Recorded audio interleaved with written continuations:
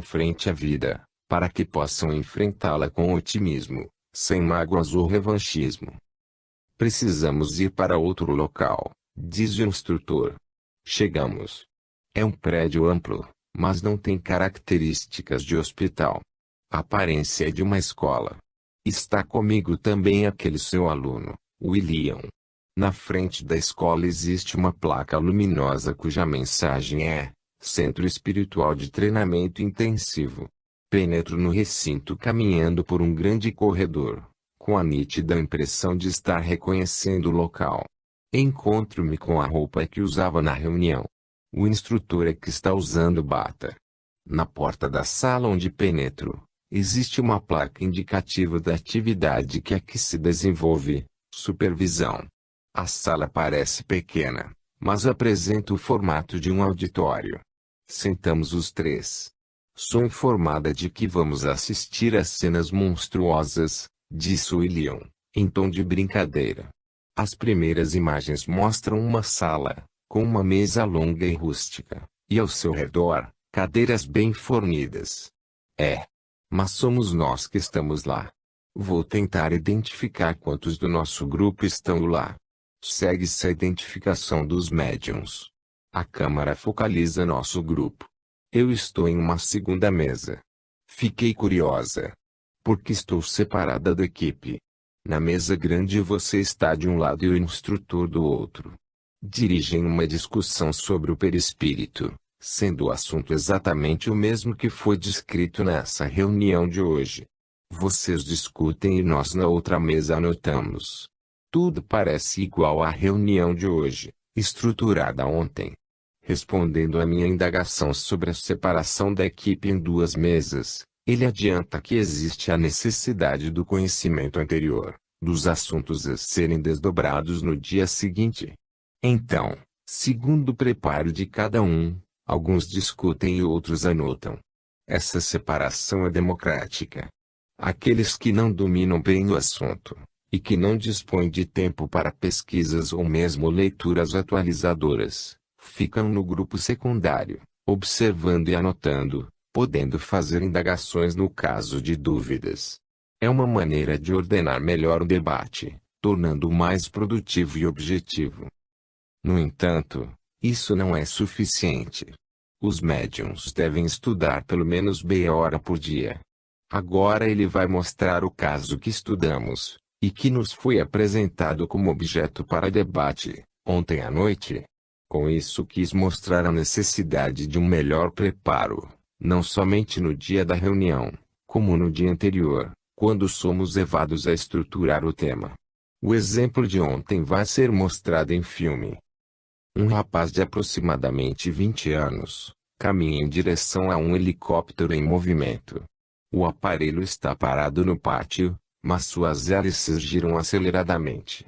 Ele vai muito eufórico, correndo. Parece muito saudoso e contente por encontrar a pessoa que vai descer do aparelho. Mas, meu Deus! Ele não se abaixou e a hélice o atingiu com grande violência. É horrível. Ele ficou girando com a hélice e vai sendo triturado. Os pedaços do seu corpo estão caindo no solo. Enfermeiros correm com uma maca e retiram-no. Esses enfermeiros pertencem ao plano espiritual. Sabe o que parece? Um amontoado de roupa velha ensanguentada. Não se vê um osso sequer inteiro. Ele parece ter sido triturado em um liquidificador. Eu pergunto, e o perispírito? Isso que você está vendo é o perispírito, é a resposta. A cena que assisti foi filmada pelos espíritos. Eles carregam os restos para uma sala de hospital e arrumam pedaço por pedaço. Interessante é que alguns médicos passam a mão naquelas tiras e elas vão juntando. Eles fazem uma espécie de seleção, observando o tipo de tecido. O que faz parte do tronco, músculos da perna. Os pedaços vão se unindo sem deixar cicatrizes. Não. Ficam cicatrizes. Você já observou o vidro de um carro quando sofre um impacto e não quebra, ficando com muitos raios ou rachaduras? Pois o perispírito está ficando assim. Todo remendado. Eles colocam o corpo completamente estriado, em uma gaveta de vidro. O instrutor diz que agora é esperar a ação do tempo para este caso. É preciso que o espírito passe pelo transe da morte, acorde e sinta a vontade de viver, para o início do tratamento. William parece um pouco decepcionado. Ele gostaria de assistir à cirurgia conclusiva. Com votos de paz e confiança nos despedimos por hoje. Capítulo 52. Estranhos desencarnes. Daí a minutos, acompanhando-o, penetrei vasto hospital, detendo-nos diante do leito de certo enfermo, que o assistente deveria socorrer. Abatido e pálido, mantinha-se ele unido à deplorável entidade de nosso plano, em míseras condições de inferioridade e de sofrimento.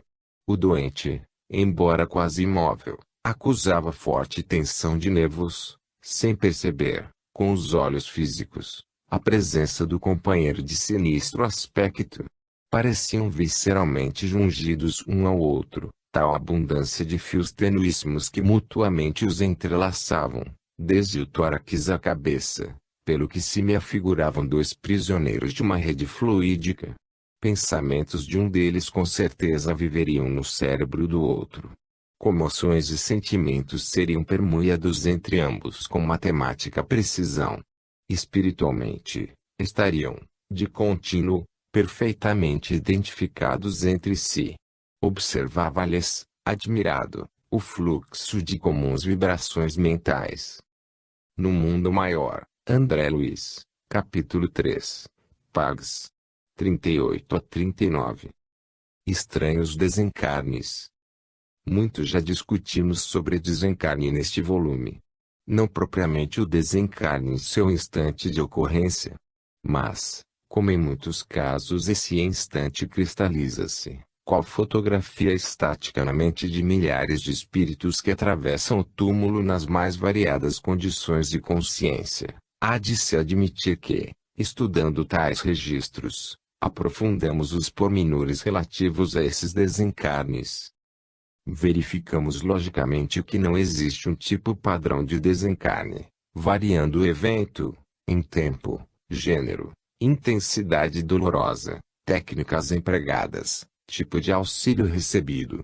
O certo, e o que podemos generalizar é que, embora todas as evidências possam parecer contrárias a que haja auxílio ao desencarnante nessa hora crucial, Deus vela e ampara a todos em sua misericórdia, doando-lhes conforme semearam, e até sem semeadura alguma, posto que ninguém é órfão de Deus. Mesmo quando a condição moral daquele que invade o túmulo atinge as raias da inferioridade, a reencarnação é a mão de Deus estendida, a abrir novas portas para a regeneração. Observando-se a problemática da morte, evidencia-se o seu caráter fictício, posto que a vida, uma vez criada jamais se interrompe, muda-se de roupa, de plano, mas não de vida. A vida determina o tipo de passaporte por ocasião da viagem, pois o que se julgou determinar como sendo morte, tem o seu cenário e enredo pintado e escrito pela vida, tal como foi vivida. Ninguém sai da vida, antes muda de vida. Nascer e morrer são faces de uma mesma moeda chamada vida. Viagens, nada mais. Tolo é o que pensa bloquear a vida, ingênuo o que julga barrar a morte, sábio o que prefere valorizar a vida e aceitar a morte. Não há como esconder as vibrações de vitalidade que pulsam em qualquer recanto do universo. O caráter ilusório da morte como ponto final da existência não tem respaldo em nenhuma nota da imensa sinfonia divina. Se alguém acredita na morte como extinção da vida, terá grandes decepções nas sucessivas viagens que fará nas diversas moradas do Criador. Visita.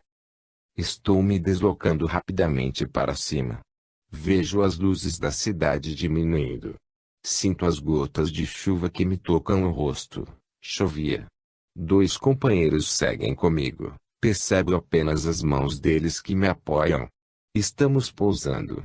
O local é um morro com inúmeros barracos. Estamos entrando em uma casinha tão baixa que chego a tocar no telhado. Minha missão é observar um senhor que está deitado sobre uma esteira. É um caso estranho, pois vejo dois perispíritos ligados ao mesmo corpo. Os técnicos iniciam atento exame na área cerebral do senhor, no que me esforço para entender o que fazem e falam. Um deles coloca a mão sobre a cabeça perispirítica do espírito que está ligado ao desencarnante. Começo a observar cenas que estão registradas em sua mente. Estas mostram os dois se digladiando. É uma disputa ferrenha, em que ambos se mutilam. Eles haviam feito um pacto antes da luta. Aquele que fosse derrotado, teria que amputar um membro. A perna, na altura do joelho, foi o membro escolhido pelo perdedor. Interessante é que não existe obsessão maléfica.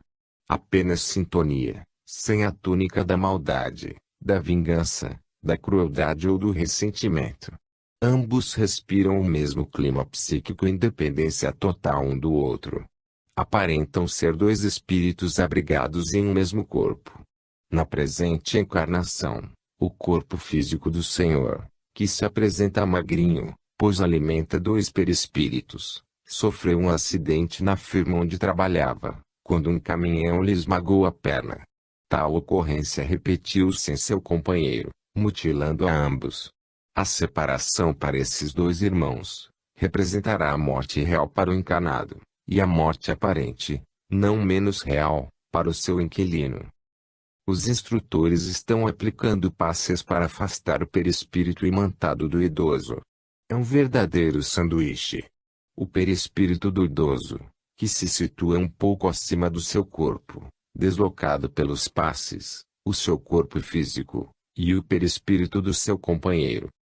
A princípio, quando observei logo de chegada a figura do idoso, notei que o seu perispírito não se encaixava bem dentro do seu corpo físico, como se o seu estado normal fosse o parcial desdobramento.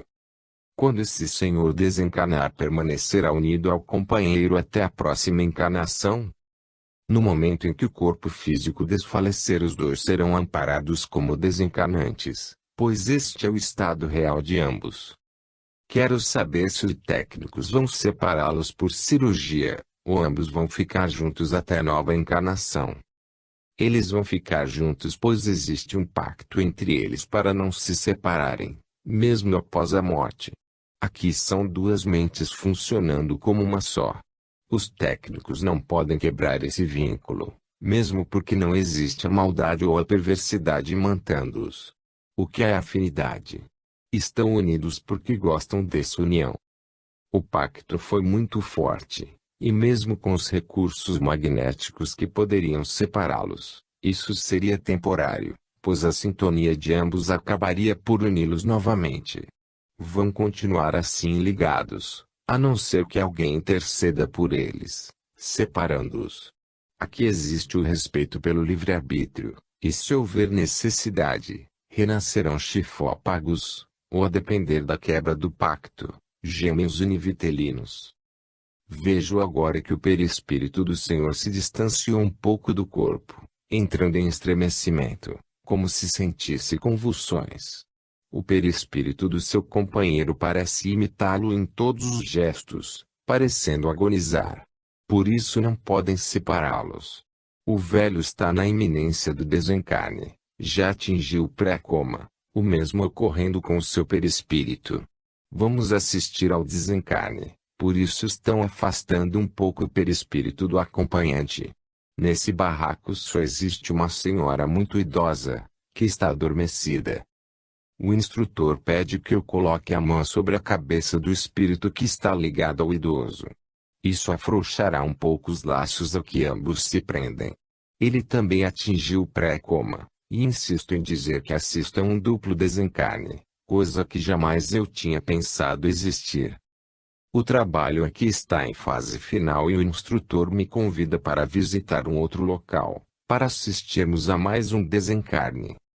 É um hospital. A mulher que está no leito é muito magra, e imantada a ela, com profundos liames, pior que no caso anterior, um irmão em iguais condições de assustadora miséria orgânica. Os órgãos dessa pobre mulher Estão todos comprometidos por essa ligação. O fígado diminuiu, parece atrofiado, encolhido, sem o brilho característico dos órgãos sádios. Ligando os intestinos de ambos, vejo fios, como se fossem veias, raízes, que permutam princípios nutritivos em intercâmbio oneroso para ela. No interior dessas veias, encontram-se substâncias esbranquiçadas que passam dela para o hóspede, que se apresenta igualmente esquelético e debilitado. Os rins da mulher também estão atrofiados, procedendo à filtração sanguínea com grande dificuldade.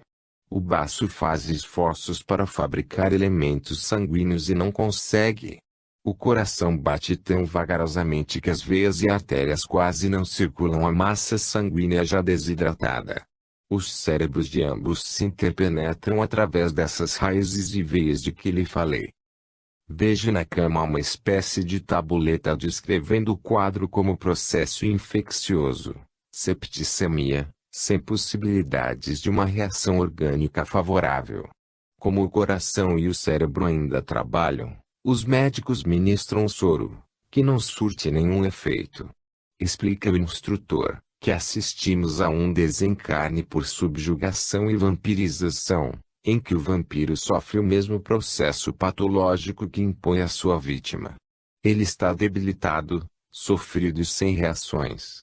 O desencarne, como no caso observado anteriormente, se efetuará como se fosse para ambos.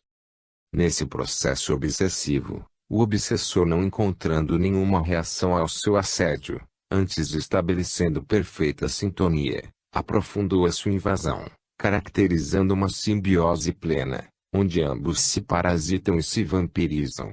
O desencarnado agora tenta retirar sem muita resistência o restante de vitalidade que a mulher ainda traz. Ao mesmo tempo, ele tudo tenta para mantê-la viva, evitando assim que a sua fonte se esgote. Escuto os médicos falando: ela já deveria ter morrido. É apenas um esqueleto revestido por pele mulambenta. O instrutor comenta que os médicos apontam uma infecção onde o corpo já não reage. Mas, na realidade, o quadro mostra um diagnóstico de vampirização, onde houve a expoliação de grande volume de fluidos vitais determinando o desencarne. Obedecendo ao livre-arbítrio de ambos, os técnicos nada fizeram para separá-los. Após o desencarne ainda permanecerão unidos, até que sejam liberados por cirurgia. Os técnicos afastam algumas dessas veias que grudam cérebro a cérebro, liberando um pouco a influência do obsessor. A mulher expira. Apenas leve sopro. Param cérebro e coração. É uma pausa na batalha, diz o instrutor. Retorno silenciosa com ele. Capítulo 53. Reencarnes. Admitindo, de acordo com a crença vulgar, que a alma nasce com o corpo, ou, o que vem a ser o mesmo, que antes da encarnação ela não tinha senão faculdades negativas, colocamos as seguintes questões. 1. Porque a alma mostra aptidões tão diversas e independentes das ideias adquiridas pela educação. 2. De onde vem a aptidão extra-normal, de certas crianças de tenra idade por tal arte ou tal ciência, enquanto outras se conservam inferiores ou medíocres por toda sua vida. 3.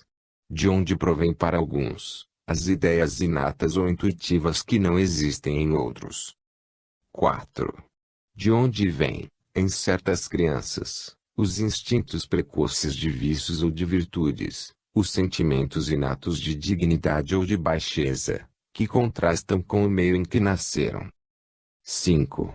Porque certos homens, abstração feita da educação, são os mais avançados que outros.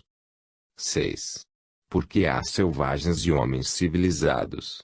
Se vós tomardes uma criança ou tentote recém-nascida e a educardes nas melhores escolas, fareis dela, um dia, um Laplace ou um Newton. Perguntamos, qual é a filosofia ou a teosofia capaz de resolver esses problemas? Se a considerarmos quanto ao seu futuro, encontraremos as mesmas dificuldades. 1. Se nossa existência atual, unicamente, deve decidir nosso destino, qual é, na vida futura, a posição respectiva do selvagem e do homem civilizado? Estão eles no mesmo nível ou distanciados em relação à felicidade eterna? 2. O homem que trabalhou toda a sua vida no seu aprimoramento, está na mesma posição daquele que permaneceu inferior, não por sua culpa, mas porque não teve nem tempo, nem disponibilidade de se aperfeiçoar. 3. O homem que praticou o mal porque não pôde se esclarecer, será culpado de um estado de coisas que não dependeu dele. 4. Trabalha-se para esclarecer, moralizar, civilizar os homens. Mas, por um que se esclarece há milhões que morrem, cada dia, antes que a luz chegue até eles.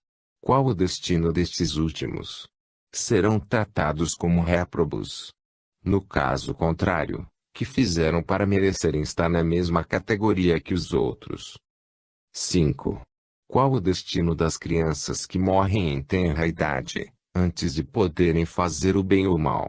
Se estão entre os eleitos, por que este favor, sem haverem nada feito para o merecer? Por qual privilégio estão isentas das tribulações da vida? Existe uma doutrina que possa resolver todas essas questões. O Livro dos Espíritos, Allan Kardec, capítulo VPAG 222. Reencarnes. O reencarne é sempre um acontecimento constrangedor para o espírito. Habitando um mundo menos denso e agindo com mais liberdade, ele se vê forçado a um mergulho na carne, e condenado ao esquecimento da sua própria história, para recomeçar quase sempre trabalhos incompletos, missões naufragadas. Acompanha-lhe ainda, extensa relação de dificuldades relativas à região onde habitará, e ao círculo de pessoas com as quais manterá relações, sem contar que muitas vezes, se fará acompanhar de doenças e atrofias, deficiências e aleijões, de montanhas quase inamovíveis. Voltar à carne significa esforço, iniciado bem antes da gestação, quando o candidato a reencarnante planeja com os mentores a busca dos futuros pais. Estes podem ser amigos, inimigos, estranhos à sua vida, pois é essencial que eles, pais e filhos, estejam incursos em uma conjuntura kármica que favoreça a todos, sem trazer prejuízos individuais. Segue-se o planejamento para o novo corpo, a elaboração de um mapa genético, que é levado a efeito com ou sem sua presença, delimitando-se e imprimindo-se ali o volume de fluidos vitais, as potências orgânicas, as mutilações, as possibilidades de contrair enfermidades e outras informações específicas e necessárias à prova. Vencida esta etapa, vem a redução perispiritual com consequente esquecimento do passado, o que mais apavora o candidato. Como nasce bem e morre bem quem faz o bem, o espírito poderá ter em sua partida centenas de amigos dedicados, orações, acompanhamento amoroso. Tudo isso, como acréscimo de misericórdia a que ele faz jus, pelo que soube realizar e conquistar. Caso seja adepto do anarquismo, essas efusivas demonstrações de apreço geralmente não acontecem. No entanto, não seguirá espicaçado como um boi ao matadouro. Os pacientes fiadores de sua viagem às paisagens terrenas dedicam-lhe o carinho desinteressado, fazendo-se de paternais figuras frente ao filho ingrato. Diante da partida daquele amigo, que por vezes se albergou naquela colônia, estimando e fazendo-se estimar através do exercício do trabalho e do estudo, a saudade instala-se nos corações que ficam. E passada a gestação, visitam-lhe emocionados, reconhecendo no pequerrucho que se agita, o amigo amado. Mas para o espírito que caminha à margem da lei, o quadro é mais simplório. Às vezes, sua aventura é ter apenas com o que se alimentar, após venturosas preces inibirem as traiçoeiras mãos do aborto. De outras, e a figura vigilante e hostil de um ou mais obsessores eles vergastarem o corpo. Trataremos neste capítulo, apenas das reencarnações compulsórias, por representarem um lado drástico da questão, compreendendo que as encarnações de caráter normativo são bastante discutidas em dezenas de obras doutrinárias. Primeira visita. Observo na sala alguns companheiros com pranchetas. São alunos que vão estudar conosco a mediunidade em ação.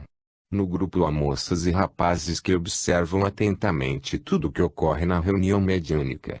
Portam aparelhos e os colocam em nossas cabeças, como a aferir vibrações, estado mental ou coisa parecida. Estou sendo alvo de suas pesquisas. Eles me examinam pormenorizadamente. Comparo meu perispírito de encarnada com o deles, acham-no mais compacto e comentam ser devido aos meus fluidos vitais e ao meu hábito alimentar. Eu também faço comparações. Meu perispírito é realmente mais pesado. Os alunos se organizam diante do fio prateado que se liga ao meu corpo. Fazem desenhos, anotações e um deles diz que vai fazer uma experiência comigo. Ele vai tocar no fio prateado. A médium voltou imediatamente ao corpo físico após o toque em seu fio prateado, seguindo-se novo desdobramento. O rapaz que tocou no fio explica-me que usou um fluido mais pesado para tocar o cordão. Ele sabe que ao tocá-lo pode ocorrer algum estremecimento em meu corpo, mas não obrigatoriamente o retorno. A volta repentina ao corpo foi motivada pelo fluido denso que ele usou. Vamos nos deslocar para uma colônia. Alguns estudantes vão conosco e outros permanecem aqui em estudos. Estamos subindo a uma velocidade moderada. Vejo as nuvens, passamos por elas, quais passageiros de uma aeronave. Pousamos.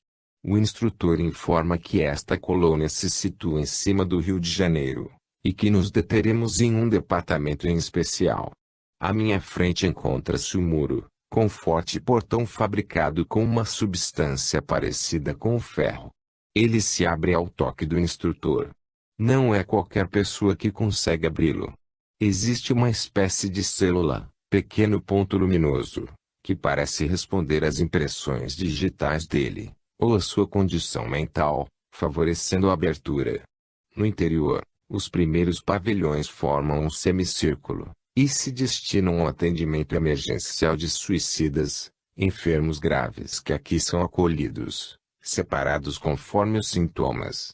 Mas nosso objetivo não é este, e sim, o departamento de reencarnação. Neste instante, penetro o vasto salão, onde concentrados em seus desenhos, diversos técnicos trabalham sem atropelos. A aparência do local é a de uma sala de pintura. Muitos cavaletes, pranchetas, desenhos de órgãos, sistemas inteiros e corpos humanos. Estou trajando um roupão esverdeado, e me dirigindo com os amigos a um outro local onde se processa a redução perispiritual de um candidato à encarnação. O instrutor nos adverte que existem algumas técnicas para esse trabalho, e que elas dependem das condições do candidato. Afirma que a minha presença aqui restringe a observação dos preparativos para uma reencarnação compulsória. Nesse tipo de encarnação, o espírito pode ou não tomar conhecimento da redução perispiritual. Os suicidas com grandes mutilações e que exigem um reencarne imediato para a modelação de órgãos danificados, seguem adormecidos, acordando encarcerados no corpo denso, manietados por suas deficiências. Basicamente existem aqui dois aparelhos, cuja função redutora comprime os espaços intermoleculares do perispírito. Uma câmara semelhante a uma incubadora, cuja parte superior é semelhante ao vidro, e uma cabina. A primeira é utilizada em casos mais urgentes, onde o perispírito fica deitado, permanecendo em seu interior por um espaço que varia de uma semana a um mês. O restringimento é semelhante em ambos, sendo que na cabina de compressão, o processo se opera de maneira mais lenta. Nesta, o perispírito fica assentado, e o espírito, ao contrário do caso anterior, permanece consciente e conhecedor da sua gradativa redução perispiritual. Em ambos os aparelhos, avistamos os mapas do futuro encarnante. Observo agora a câmara em atuação. Dentro dela um paciente como que adormecido. O mapa que o acompanha possui várias partes do corpo lesadas.